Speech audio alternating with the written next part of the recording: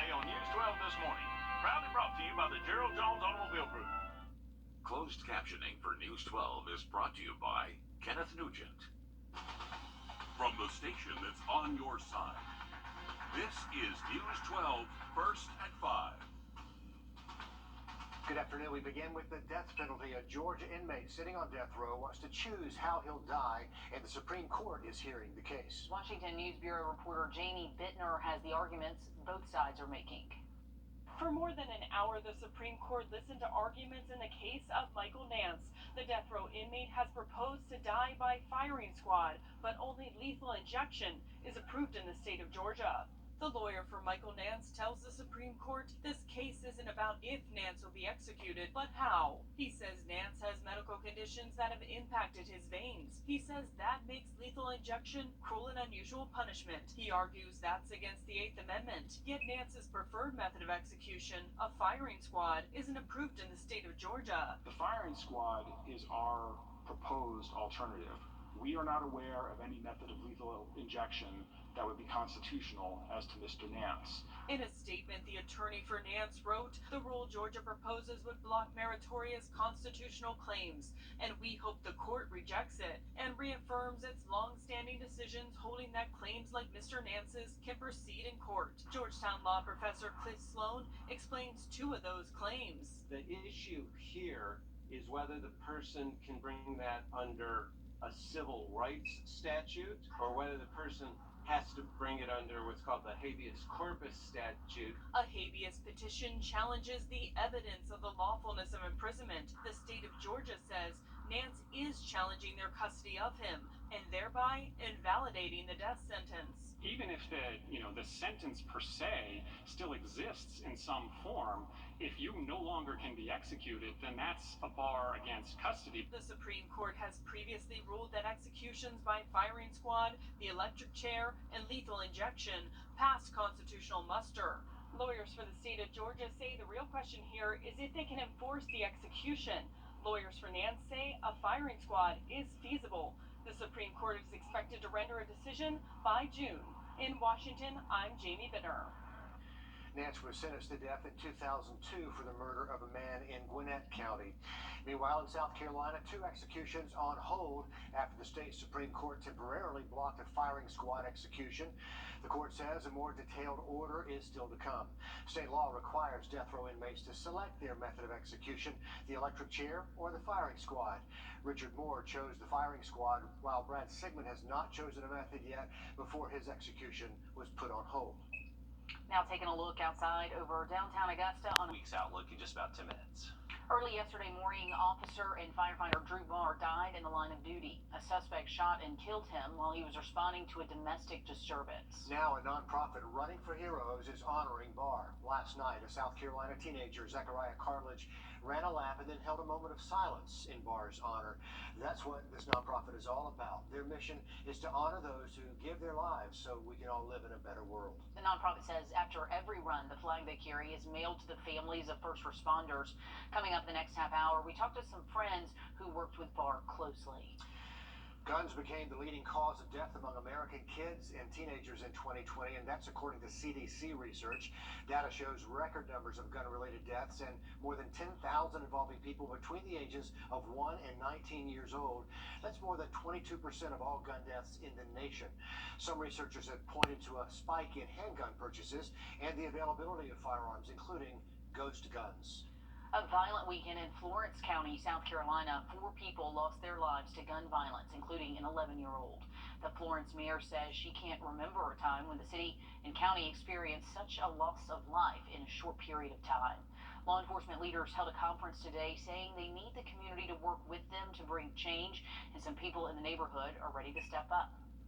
You aren't expecting anything like this, so we hope to try to be of help if we can, and the neighbors are already talking about what they could do, and so we'll see what happens and helping in that way. Coming up on News 12 at 6 o'clock, we take a look closer to home and violent crime trends and how our communities and leaders are responding. Inflation is putting a financial strain on all of us. While the Federal Reserve is looking to tackle the problem, a South Carolina professor says customers have a lack of confidence in the economy. As Jamal Goss reports, he says the possibility of a recession is not out of the question. Food, gas, and prices for clothes seem to only be getting higher. Experts are weighing in on whether the U.S. could see a recession soon. Income is up, employment is up, and so the economy in terms of the numbers is very strong.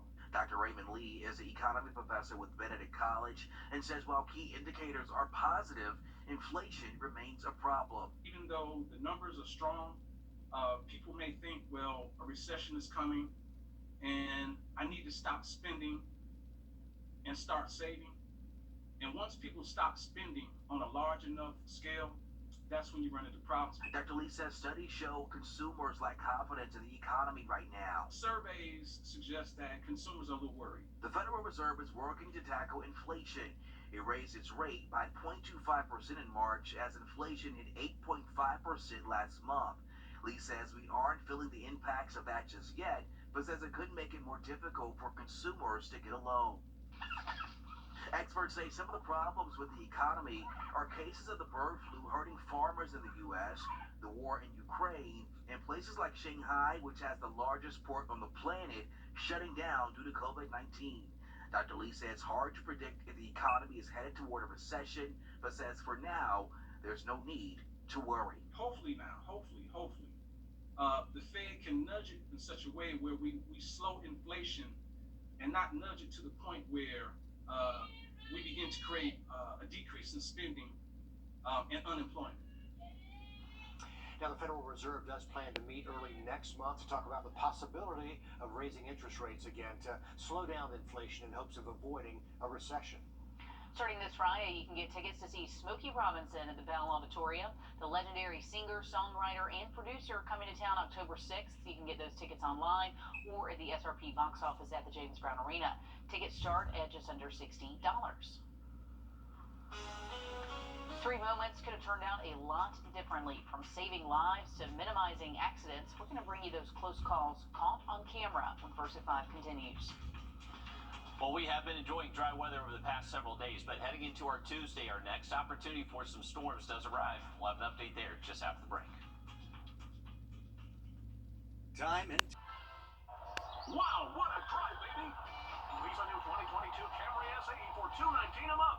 The spring savings event happening right now at Milton Rubin Toyota and MiltonRubinToyota.com. You the man, baby. MadBaby.com. Click, click.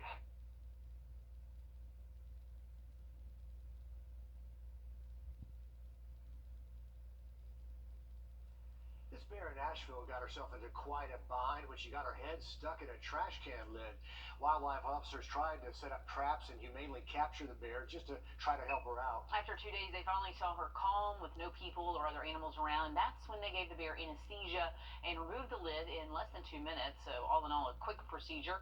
After that, she reunited with her cubs. Wow. But That's a large bear. I think I would need to trust my anesthesia at that point. Yeah. You don't want to need an early wake. Give her the good stuff, yeah, for sure. In and out pretty quick with that process. Yeah, 2 minutes, less than 2 minutes. Like they were trying to do it in one flat, really. That was a pretty big bear, too. Right. Yeah, so luckily everyone came out unharmed, and luckily the bear is much better. But perfect weather out there. Squeeze out a little bit more rain. All right, thanks for that, Riley. Pretty hot out there. I stepped outside earlier and was like, well, here's summer, We'll be right? on 20 humidity Right on time. Well, check this out. An out-of-control truck barrels toward a school bus and a baby trapped on a burning building's balcony. Just a series of wild, close calls, all caught on camera. Jeremy Roth shows us those moments in today's. Take a look at this. Police in Ohio say a disaster was narrowly avoided when an out-of-control dump truck missed a school bus full of kids by mere inches.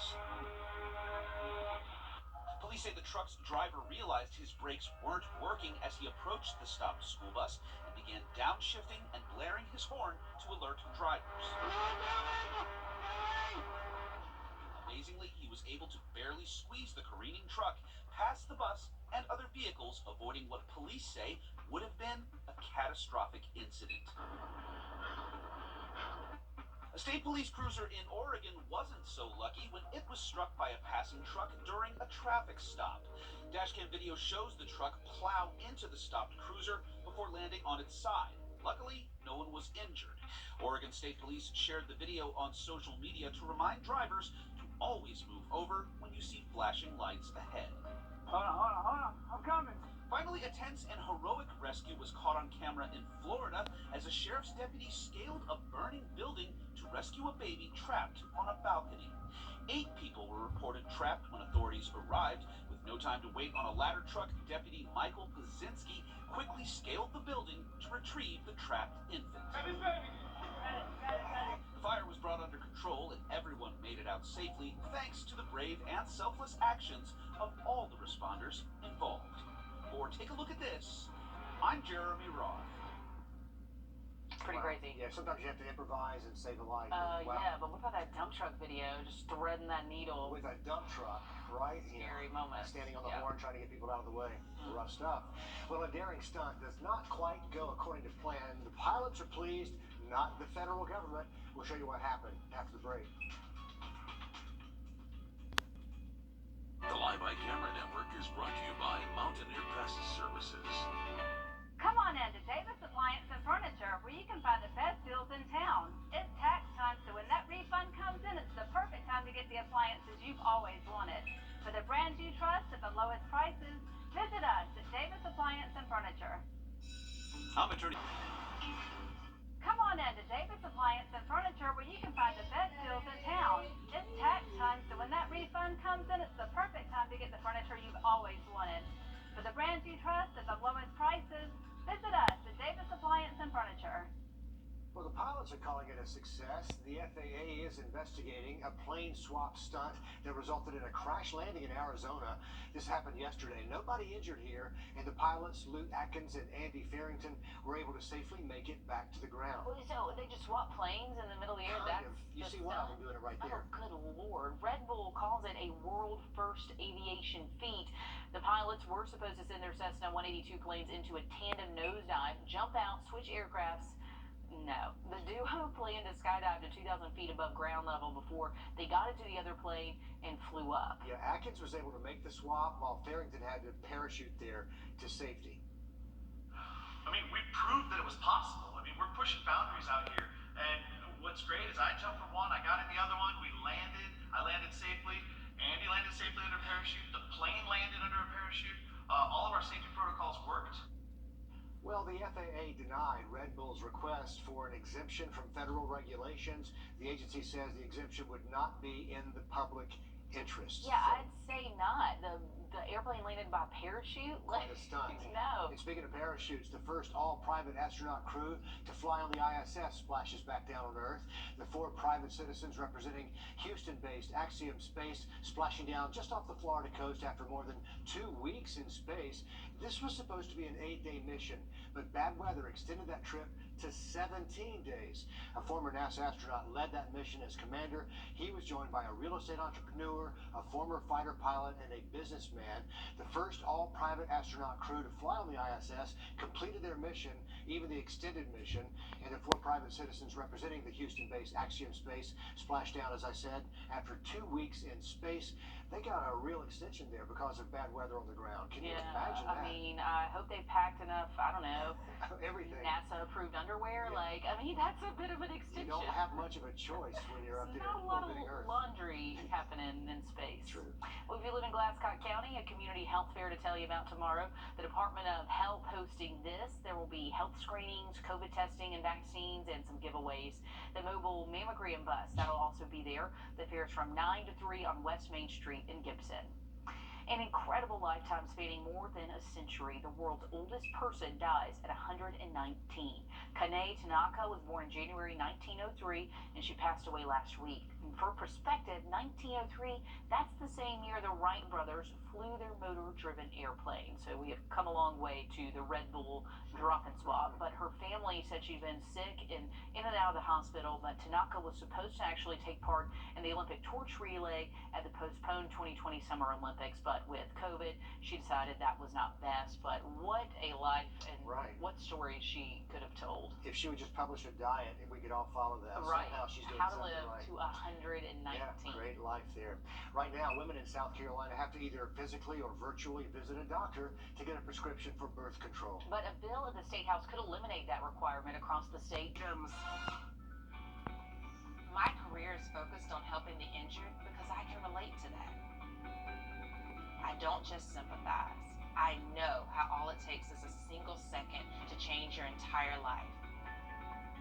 Being an attorney isn't just a job for me, it's who I am. My name is Fatima Zaidan, and I'm an attorney at the Eichholz Law Firm. I get it. I've been there, and I'm dedicated to fighting for you. Butch Miller. Let's have a conversation. Closed captioning for News 12 is brought to you by Kenneth Nugent. From the station that's on your side, News 12, first at 5, continues. A community of first responders remembering a fallen officer as a public servant and also a brother. It's going to take probably a long time for me to mourn for this because he was family. Drew Barr worked as a police officer in Casey, South Carolina, and a firefighter in Minetta. He was responding to a domestic dispute early yesterday morning when a suspect fired a gun, killing him. That suspect also dead. Officers say he took his own life after a 7-hour-long standoff. Our Wrdw joins us live in the studio now to share the legacy Officer Barr leaves behind. Well, the weight of serving the community for the volunteers of the Minetta Fire Department only got heavier after Drew Barr passed away Sunday morning. Many who knew him in the community say he was married to his career of helping and serving others. Right out front of the Minetta Fire Department, a written memorial for longtime Captain Drew Barr. He was definitely one of a kind. Alexander Crosby has volunteered with the department for more than 2 years. This is where he met Drew, who was his roommate. Going into the house, it's going to be different. This morning I walked into the house expecting him to be there, and it just hit me a little too hard. It gave me a reality check that this could happen to any of us. Drew worked as a firefighter in his community since he was 15. Between volunteering here and working at KC, he was definitely married to the passion of helping this community. He always did things thinking about how he can help people. Michael Krim was his teacher at Ridge Spring Minetta High School and says Barr was always involved with his school after graduating. He just left a mark. You don't have those students every day. His police department in Casey, South Carolina says he was married to this career of service. He was well liked and well known, and that's part of a good law enforcement officer. The community will carry on his legacy. We're going to mourn, we're going to shed some tears, but every time we talk about Drew, we're going to spread the joy. It's going to take probably a long time for me to mourn for this because he was family. Drew Barr was not married and did not have any kids, but he does leave behind his mother, father, and his older sister. And our thoughts and prayers are certainly with that family, Will. Thank you. A study shows domestic violence costs South Carolina millions of dollars a year. The study found there are more than 80,000 victims of domestic violence each year in the state. The state has had one of the 10th highest rates of female homicides among all states for the last 17 years. The report states nearly half of women in the state will experience intimate partner violence at some point in their lifetime. Much more news ahead, but let's head outside now for a live look at the Calhoun Expressway there in the Augusta Canal and check in with First Alert Chief Meteorologist Riley Hale, 7 p.m. I'm actually on that media panel. I'll contribute questions for that debate. Candidate Stacey Abrams in the running unopposed on the Democratic side in that primary. The River region is a hotspot, we know, for cyber, and a big part of that is thanks to the Cyber Center. Sloan O'Comb brings us a look at the opportunities available for young people in that field and how some entrepreneurs are creating a career while helping others. The opportunities are endless, and again, I think that this region is creating a ecosystem that can support everything. Because we have to. Army made a decision to house Army Cyber Command here in Augusta because they believed that they could produce and create the talent here. It's where exposure through high school curriculums and especially the partnership between Augusta Tech, Augusta University, and the Georgia Cyber Center come in. The Cyber Center is the only place in the country that puts academia, industry, and federal government all under one roof. Robert graduated from AU 2 years ago and became an intern with SoftTech Solutions, a small woman-owned cybersecurity business whose slogan is problem solvers. There has been a lot of discussion about Army housing, maintenance, upkeep of some of that housing. Well, this project, ARMA, is specifically designed to get after some of those problems. And we've been able to do that with a combination of experienced people in our company, along with a couple of interns. Making temporary housing feel like home. I know that what I'm doing on the background of things is making people on Army garrisons across the U.S. and foreign, is making their lives easier. And while developing the app, SoftTech helped him gain the security clearances he'll need as he moves to a full-time employee position. It really speaks to the competitiveness of this industry and the opportunities that come from having a degree in this career field. At the Cyber Center, Sonocom on your side. And for anyone who may need to fill out a request, this is their website. All you have to do is log in, select maintenance support, and you put in the details. But this allows you to track the progress of your requests, like if you have maintenance requests. Also, for anyone interested, the Cyber Center, they're looking to hire an advisor to act as a liaison between the colleges and students at the center. We'll link both on Wrdw.com. Well, it's a TV moment everyone has an opinion on, and now someone close to Chris Rock is sharing how she feels about the Oscars slap. That's ahead. First at 5. And we have enjoyed dry weather the past few days, but cold front heading our way on Tuesday. We'll time out those storms for you coming up after the break. Chime in. The Department of Transportation making schedule changes to some road work we already told you about. So if you were planning for this, heads up, it is changing. So those crews were originally going to be out working on the 13th Street Bridge today. Instead, the lane closures will not start until Wednesday, but crews are expected to be out there for 3 to 6 days from 9 a.m. to 4 p.m. The closures will be single lane, so you just might want to plan for some backup, some extra time for your commute if you're crossing the bridge. Bicycles are about to affect downtown traffic. The Soul City Criterium coming to Augusta tomorrow, the 4th stop of the 2022 Speed Week. There will be some road and lane closures from 3 until 10, and you won't be able to park right there along the route either. That includes Broad Street, James Brown Boulevard, Reynolds Street, and 7th Street. If you want to watch, just be sure to park outside the course and then use the walking access points to get to the Augusta Common. But we might see some rain in the forecast. I guess it all depends on the timing, Riley, and how that moves in and when that moves in. I know they were timing that out for tomorrow afternoon, right, for that race. That's unfortunately, that's kind of the time frame to where we are anticipating this rain to arrive tomorrow. Unfortunately, I mean, we've had dry weather last week now, but unfortunately with that race going, that pattern will likely continue into early next week. Riley, thanks a lot. Think about this. Comedian Chris Rock has not spoken out since being slapped by Will Smith at the Oscars, but his mom has a few words to say. Moms usually do. Rose Rock appeared on a TV show called Soda City Live over at our sister station WIS in Columbia. South Carolina is her home state, and the motivational speaker was in town in Columbia to visit some local high schools Friday. She was still pretty troubled by the incident. When Will slapped Chris, he slapped all of us, but he really slapped me. Why do you say that? Because when you hurt my child, you hurt me. So before the incident, Rock says her son had been very excited to give Questlove his Academy Award for Best Documentary.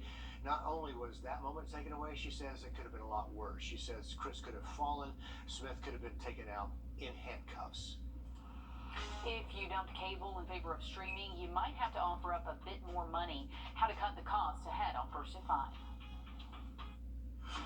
Safety issues for hundreds of families.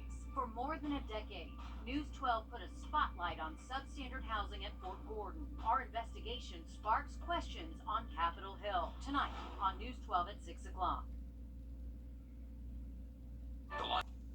So what is going on with Netflix right now? The streaming service is losing subscribers and they're raising prices. Yeah, that's not a good combination. As Jamie Tucker explains, it may be just ahead of what cord cutters are going to have to deal with. If you cut the cable or satellite cord a couple of years ago to save money by streaming, you're not saving as much money as you once did. Prices across the board have gone up. In January, Netflix bumped subscriptions to $10 a month for one screen, $20 if more than one person wants to watch on other screens at the same time. In fact, most services have increased prices. When the pandemic began, YouTube TV was $50 a month. It's $65 now. Hulu Plus Live TV raised its price to $70 a month. That does now include the additions of Disney Plus and ESPN Plus to the package. Amazon increased the price of Amazon Prime, which includes its streaming video service. It's now $140 a year. Those are not the bargains they once were. Now, if you combine a live TV package and a few extras, the monthly cost for all of that content is around $90 a month, not counting an Amazon Prime subscription. Now, you can save money by churning, as in unsubscribing to one or more services, and then binging on all of the movies and shows on another. And then when you finish with Ozark or Stranger Things on Netflix, for instance, unsubscribe and then switch to HBO Max for a few months. Since none of the streaming services require a contract, you can subscribe and unsubscribe as often as you'd like. And if you want to save a lot of money, check out the free streaming options: Tubi, Pluto TV, IMDb, and the Roku channel. All of those are absolutely free. You'll just have to sit through some ads. That's What the Tech. I'm JB Tucker. Is your head spinning? Yes. I'm just wondering if Netflix is going to see a massive drop-off because we don't like to pay for parking and we don't like to watch ads. And everybody likes to share their passwords. Yeah. That's a problem for Netflix right there. Right now, Netflix has lost more than 200,000 subscribers. That's just since the first of the year. And the company says a lot of that is because they stopped offering the service in Russia. A boycott affecting Netflix there. We shall see. Netflix expected to introduce an ad-supported version of its package at a lower price, and that's something a lot of people are willing to put up with, an ad to lower your bill. I think we've come to expect a lot out of Netflix. I'm not watching a commercial on Netflix. I'll just not watch Netflix. That's where you draw the line. It takes a commercial. You get the good shows, though? I think they've just conditioned us. You know, we're not going back. And don't forget, we talked about this a second ago, the over-the-air antenna is still out there. That's true. It's still out there. It's free. You can watch all this free. Just get that antenna one time. Not the streaming services, but the over-the-air broadcast channels. You can watch the us part of that. You can watch Richard Rogers for free. Who needs Netflix? In glorious high definition. Glorious high definition. Well, some exciting news to pass along. Check this out. Welcome to our very first TV episode of Morning Mix, ladies and gentlemen. My name is Cliff Bennett. And I'm Zana Halliburton, and this is so exciting. We did it. Yes, they did. You heard it. Our new lifestyle show, Morning Mix, it launched this morning here on News 12. You may have already seen it. They've kind of soft launched on Facebook, so we've been watching along for a couple of weeks now. But a big congratulations. Really fun show. Lots of interesting topics. So something fun to start your day. They're a great combination to watch. And yes, they've done more than 50 shows already on Facebook Live. So this was a first in some ways, but not in other ways. Right. Yeah. Definitely check it out. 9 a.m. if you are up and about. Good job, guys. Well, this means a few changes to programming, as you might know. Morning Mix airs every morning from 9 till 10 on News 12, replacing the Drew Barrymore show. Drew's going to be replacing The Doctors on NBC 26 from noon until 1. So The Doctors will be moving to My 12, which is a different channel depending on what carrier you have. But that show will be on the air from 9 until 10 in the morning. Did you get all that down? I It's followed Domino's. It's television Domino's. I followed all of it. We'll post it online. We're going to put it on the website so you can figure all that out. Okay, it's now do or die time for the Hawks. Atlanta finds themselves down 3-1 to Miami in the first round of the playoffs. We got them right where we want them. Sports director Nick Proto live in the studio with how Atlanta's feeling ahead of tomorrow's must-win game. Well, last night the Hawks had a golden shine Wednesday, Thursday, Friday, and Saturday as well. But storm chances back in the forecast towards the end of the weekend. Riley, thank you. Still to come, we are seeing a wave of gun violence. We break down the trends and put the surge into the larger context. Ahead on News 12 at 6 o'clock.